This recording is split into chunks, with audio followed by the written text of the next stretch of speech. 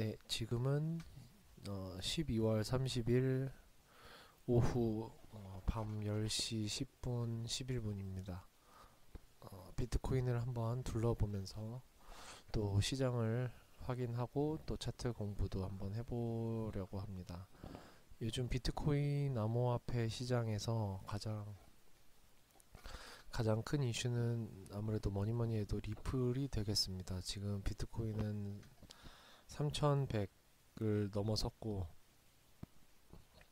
리플은 이제 반토막이 난 다음에 예상했던 대로 회생을 못하고 있습니다. 지금 이 둘 간의 어떤 큰 차이점만 봐도 알 수 있듯이 비슷하게 2% 상승 2% 하락이네요. 알 수 있듯이 지금 사실 오르는 건 계속 오르는데 또 하락하는 건 계속 하락하고, 시장이 좋다라고도 할 수가 없고 또 무조건 나쁘다라고도 할 수 없는 좀 애매한 시간 조정, 일종의 시간 조정을 하고 있는 것 같습니다. 지금 사실 리플과 스텔라 루멘에 대해서 비교한 거를 얘기를 하면서 원래 이런 얘기를 하려고 그랬는데, 시장이 좋지 못하다 보니까 이게 예전에 리플이 반토막 나기 전에 써놓은 건데 좀 좀 애매하게 됐네요. 일단 지금 리플 같은 경우는 이제 어제 얘기했듯이 이제 차트가 좀 애매해져서 어, 아무래도 뭐야 네. 아무래도 상승을 하더라도 어저께 전일 얘기한 대로 이제 바로 이렇게 좋은 상승을 만들어내지는 못할 것 같습니다. 어저께 얘기한 대로 이제 요런 부분에 있어서는 이제 차트를 하나하나 개별적으로 보기보다는 큰 흐름을 일단은 먼저 이렇게 보는 게 좋은데, 아이고,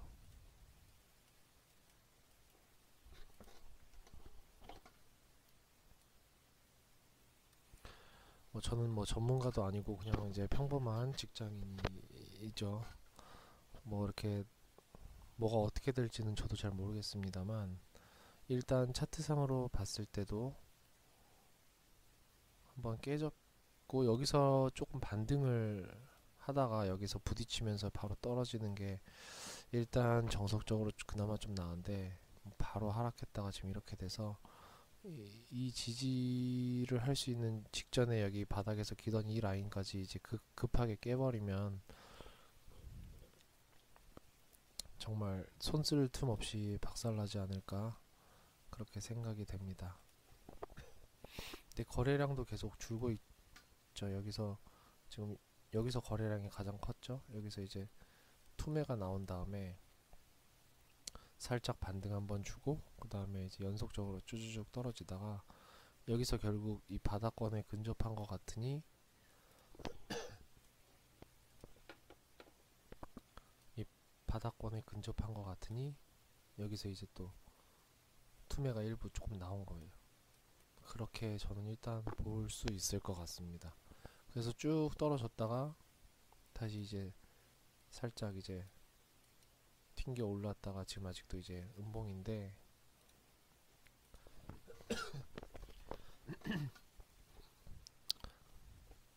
여튼 그림상으로 좋을 게 없고, 지금 주봉상으로 이제 주 차트 주봉상으로 봤을 때도 이제 일단 차트가 무너졌고, 특히 월봉으로 봤을 때는 더 애매하게 안 좋아졌습니다. 왜냐면은 지금 이게 예전에도 이런 차트를 제가 많이 본다고 했듯이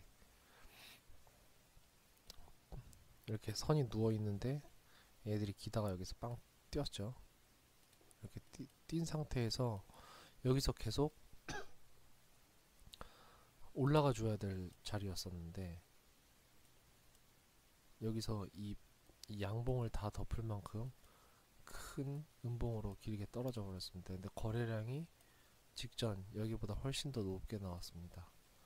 거래량이 터지면서 길게 음봉으로 뺐다는 건 그만큼 매도 힘이 엄청 강하고 투매까지 말 그대로 막 이성 잃고 던지는 그런 매물까지 막 나온 거기 때문에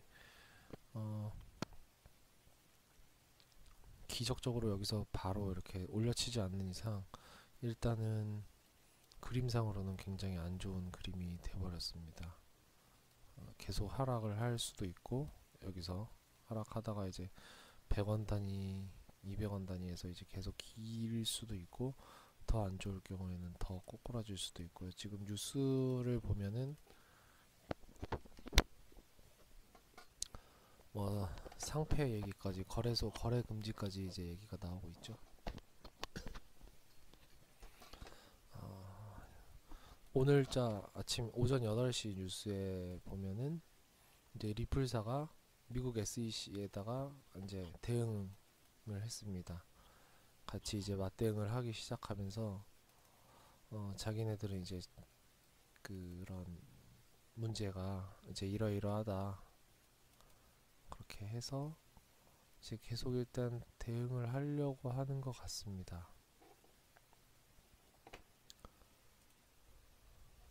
그리고 한편으로는 오늘자 오후 2시 뉴스에 국내 거래소 코어닥스도 거래를 중단한다.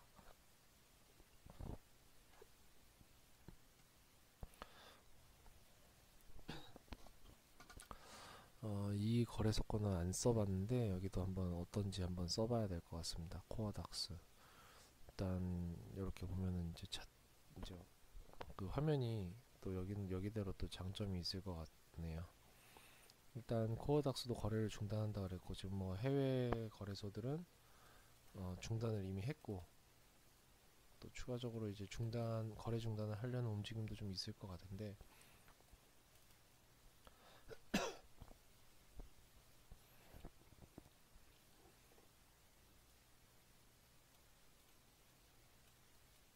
근데 여기서도 보면은 리플의 가치가 0이 되지는 않겠지만 소송은 큰 이슈다. 뭐 완전히 휴지가 될 것 같지는 않다라는 의견도 있는데 뭐 어떻게 될지는 지켜봐야 되겠죠. 근데 문제는 이제 미국에서의 그 여기는 국내 거래소에 미국 고객이 적다 뭐 이렇게 얘기를 했는데 지금 또 다른 뉴스를 보면 일단 리플 자체를 가지고 있는 보유자가 미국에 적고 아시아나 중국 쪽에 많다 이런 얘기 뉴스도 봤었거든요. 그래서 미국이 이제 거래를 중단하더라도 대부분의 물량이 다른 지역에 있기 때문에 크게 뭐 급격하게 휴지가 되거나 뭐 이렇게 되진 않을 것이다 이런 얘기가 있었고 이거는 이제 코인베이스는 내년 1월에 리플 거래 중단하기로 했죠. 그리고 이제 뉴스를 보면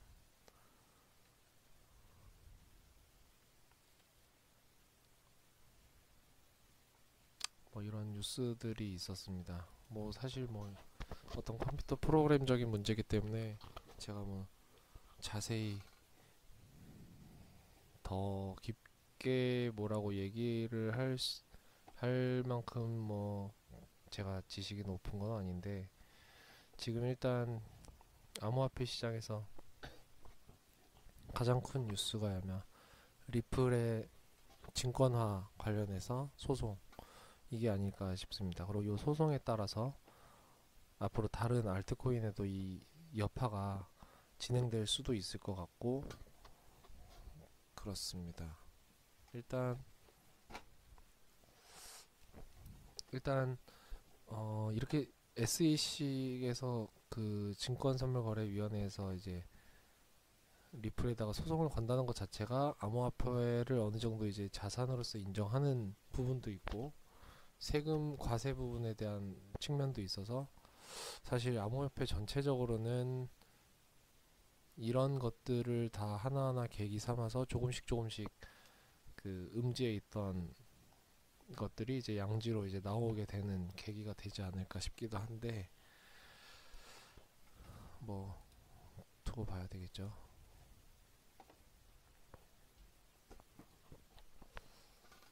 지금 한편으로는 근데 비트코인 같은 경우는 지금 굉장히 쭉 좋은 모습으로 계속 올라갔습니다. 이더리움 같은 경우도 뭐 비탈릭 부테린이 내년 2월부터 뭐 완전히 달라질 것이다, 뭐 새로운 걸 준비하고 있다, 뭐 하면서 또 새로운 버전이랑 이제 개발을 예고하기도 했는데, 지금 비트코인이나 이더리움, 뭐 라이트코인 이런 쪽들은 지금 다 그래도 상승 추세가 아직 꺾였다고 할 수도 없고 상당히 괜찮은 것 같습니다. 오히려 여기서도 본 것처럼 이평선의 요 갭이 커지면 이런 식으로 조금 시간 조정을 하면서 요 갭을 좀 줄여 나가고, 또 갭이 또 커지면 또 시간 조정하면서 줄여 나가고, 이러면서 상승을 하게 되면 굉장히 안정적으로 지속적으로 또 상승을 계속 할 수 있을 것 같습니다. 지금 비트코인 같은 경우는 워낙 또 급격하게 올라가기 때문에 그 매수 들어가서 올라타기도 조금 애매하고, 그렇다고 이제 하락이라고는 절대로 볼 수가 없고, 이런 상황인 것 같습니다. 오늘 코스피 시장은 이제 최고점을 찍었는데 2,800을 넘기면서, 비트코인 시장은 또 내년에 이제 어떻게 될지 굉장히 좀 궁금하기도 하고 기대되는 시장인 것 같습니다. 리플이 오늘도 거래대금 1위를 했습니다. 거래대금이 이렇게 1위를 했는데 계속 마이너스 하고 있다는 거는 썩 좋은 신호는 아니죠. 결국 매수보다는 매도의 힘이 아직 계속 강하다는 부분이고, 아무래도 소송 관련해서 조금씩 다들 물량을 던지면서 리플을 좀 없애고 있지 않나 생각이 듭니다. 최근에 에이다는 좀 괜찮았던 것 같은데 지금 시장이 애매하다 보니까 에이다도 힘을 못 받고 있습니다. 요 부분을 뚫으면은, 강하게 뚫으면 굉장히 좋을 거라고 생각했는데 강하게 뚫었어요.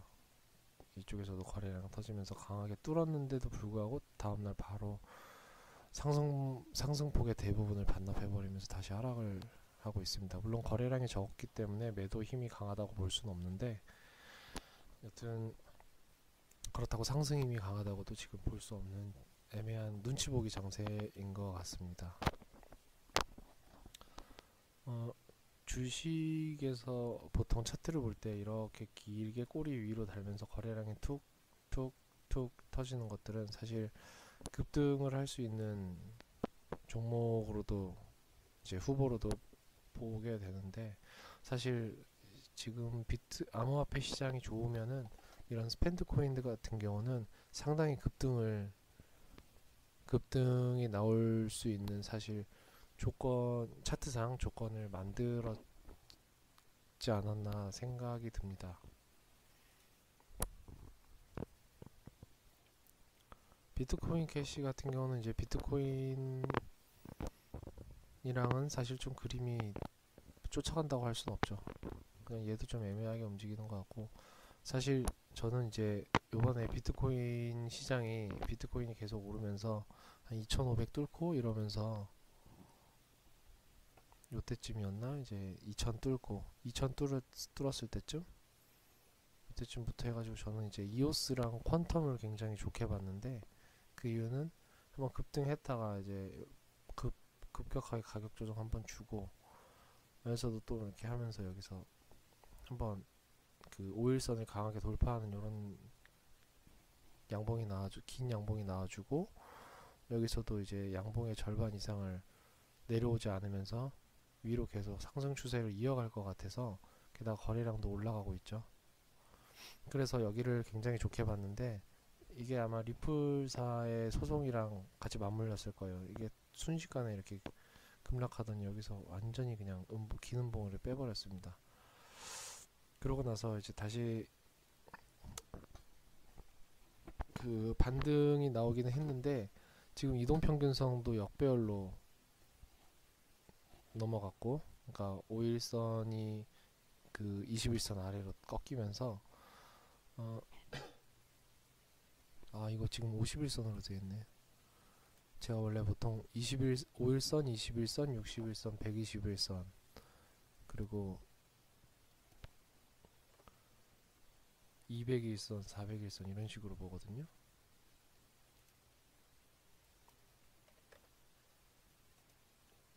이미 예전에 꺾였네. 61선이랑 121선도 많이 보는데 일단 이렇게 두 개만 놓고 간단히 보겠습니다. 요즘에 느끼는 건데 그 업비트 같은 경우는 인터넷으로 지금 제가 크롬으로 보고 있는데 인터넷으로 보는 것보다 모바일로 보는 게 오히려 차트 보는 데는 더 쉽더라고요. 더 깔끔하고 매물대도 나오고 그리고 제가 설정했던 것들이 잘 저장돼 있어서 바로 틀면 그 차트 부분이 차트에 들어가 있는 지표가 바로 나오는 그런 것도 있고 그리고 위아래 동시 차트, 멀티 차트도 지원을 해서 오히려 요즘에 업비트는 사실 모바일이 더 편한 것 같습니다. 어쨌든 여기서 그래서 이오스가 요쯤에서 제가 요쯤부터 계속 좋을 것 같다. 시장이 좋으면 이오스나 퀀텀 같은 것들이 여기 시장에서 이렇게 기다가 한번 튀었다가 조정하고 나서 그 다음에 쫙 올라가지 않을까. 그러면서 여기도 깨고 직전 고점도 깨고 이런 식으로 해서 이렇게 쫙쫙 올라가지 않을까 생각을 했는데 완전히 반대로 나오면서 지금 이오스도 사실 차트가 좀 망가졌습니다. 그 5일선이 21선의 아래로 내려왔고 차트도 역배열이 돼버렸고 또 요 차트의 21선 연두색 선이 순식간에 이제 지지선에서 저항선으로 바뀌면서 여기서 계속 부딪히면서 툭툭 떨어지고 있습니다. 지금 요 부분은 아예 빨간색 5일선마저 저항선으로 작용하면서 여기서도 이평선에 부딪혀서 떨어지려는 흐름을 가지고 있습니다. 물론 그렇다고 뭐 이오스가 얼마나 망가질런지는 모르겠는데 이오스도 보면은 안 좋은 뉴스들이 좀 있더라고요. 지금 이오스의 주봉 차트를 보면 사실 요 2,500원, 3,000원 요 라인, 2,000원에서 3,000원 요 라인에서 계속 기면서 사실 시장만 좋으면은 급등을 충분히 할 수 있을 만한 그런 모양을 갖췄다고 보는데 굉장히 지금 시장이 안타깝게 지금 진행되고 있습니다. 제가 일단 이런 식으로 차트가 이렇게 흘러가고 있는데 이런 차트를 제가 좋아하거든요. 이런 차트가 이렇게 올라갈 가능성이 높아서. 근데 지금 시장이 안 좋은데 이런 이오스 같은 애들이 급등을 할 수가 없습니다. 그러니까 전체적으로 시장이 다시 회생돼야 이오스 같은 애들이 이렇게 가지. 그렇지 않으면은 그냥 계속 이렇거나 그나마 이 정도면 다행이고 더 안 좋으면은 아래로 내려갈 수도 있는 그런 부분입니다.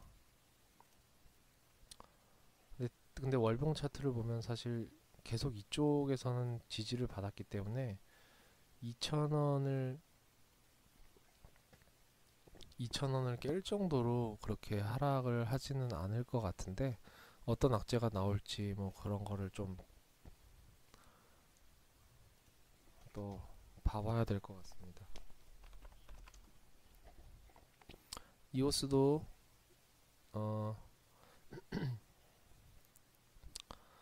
그 뉴스를 보다 보면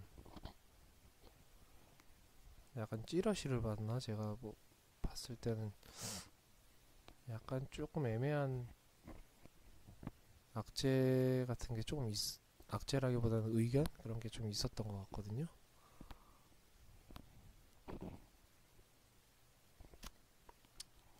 지금 뭐 바로 안 보이네. 8월 뉴스구나. 아무튼 이거 나중에 한번 다시 찾아보겠습니다. 스텔라 루멘 같은 경우는 원래 리플을 따라 움직이는 종목이죠. 근데 지금 리플이 망가지면서 완전히 스텔라 루멘도 좀 꺾이기 붙기 시작하고 있습니다. 사실은 이제 소송을 리플이 당했기 때문에 좀 스텔라 루멘이 좀 따로 움직여주기를 바랬는데 안 그럴 것 같네요.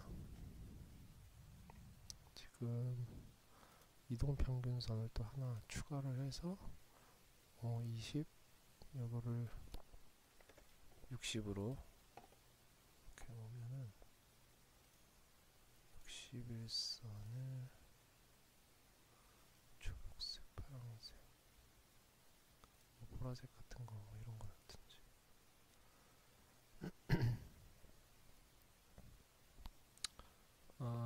스텔라 루멘 같은 경우는 61선에서 걸려 있습니다. 리플이랑은 그나마 좀 다른 게 리플은 이미 깨져버렸죠. 여기서 61선에서 강하게 이탈이 나왔고 스텔라 루멘은 그나마 여기서는 좀 받쳐주고 있는 모양입니다. 근데 이 모양도 좋지는 않습니다. 여기서 뭐 조금이라도 거래량 나오면서 매도 털어버리면 여기도 순식간에 이런 식으로 장대 음봉 나오면서 확 꼬꾸라질 수 있는 충분히 그런 그림이기 때문에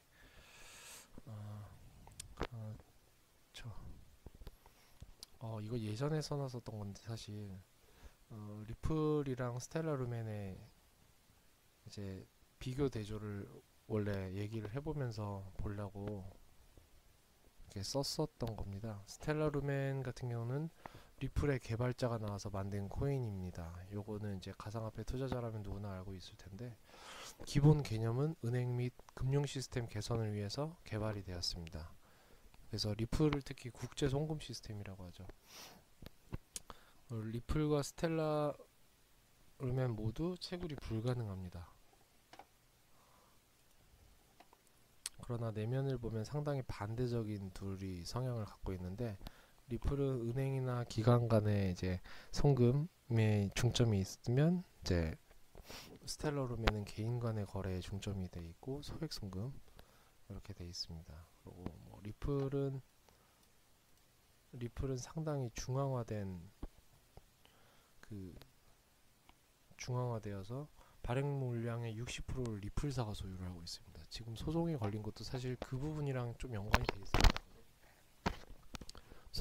소송이 일어난 것도 일단 그 부분이랑 좀 연관이 있지 않나 싶은데 결국 리플사가 가지고 있다가 증권처럼 그거를 이제 판매했다 이렇게 하면서 SOC에 제소가 된 거죠. 그런데 이제 스텔라 루멘은 탈중앙화로 발행 물량의 5%만 개발자가 소유를 하고 있습니다. 이 부분만 봤을 때는 일단 리플의 그 소송 악재를 스텔라 루멘은 좀 어느 정도 피해갈 수 있지 않나. 결국 그 증권화 문제이기 때문에 결국 암호화폐라는 거는 어떤 그 화폐 대체 수단 내지는 뭐 어떤 그 매매 거래에 관련된 물물 교환과 관련된 어떤 화폐 시스템을 얘기하는 건데 이거를 증권화처럼 해가지고 이제 판매를 하거나 이렇게 거래를 했다 이런 부분이 문제가 되기 때문에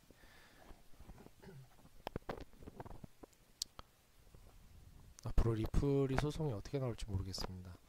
그리고 리플은 발행 수수료의 소각으로 매년 코인 수가 감소하는데 그 스텔라 루멘은 수수료를 보증금 성격처럼 잔류시켜서 매년 총액의 1% 추가 발행이 됩니다. 기본적으로 리플은 영리단체고 스텔라는 비영리단체입니다. 이것도 굉장히 큰 차이죠. 결국 리플은 수익을 추구하는 그 단체이기 때문에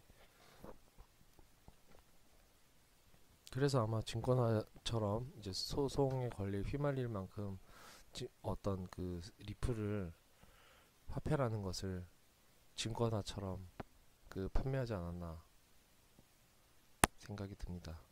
스텔라 루멘은 각각 통화로 거래 시 필요한 거래 원장을 줄이는데 역점을 둔 코인입니다.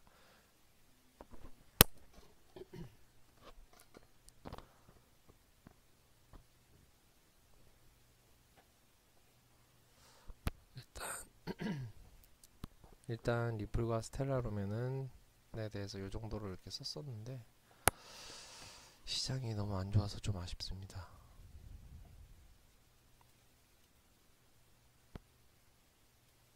지금 뭐 다른 알트코인은 일단 뭐 특별히 어떤 그림이 보여지진 않아서 계속 두고 보면서 앞으로 시장의 향방을 예상해보고, 그리고 예상보다 중요한 건 방향이 이제 정해지면 그거에 맞게 대응을 하면 될 것 같습니다.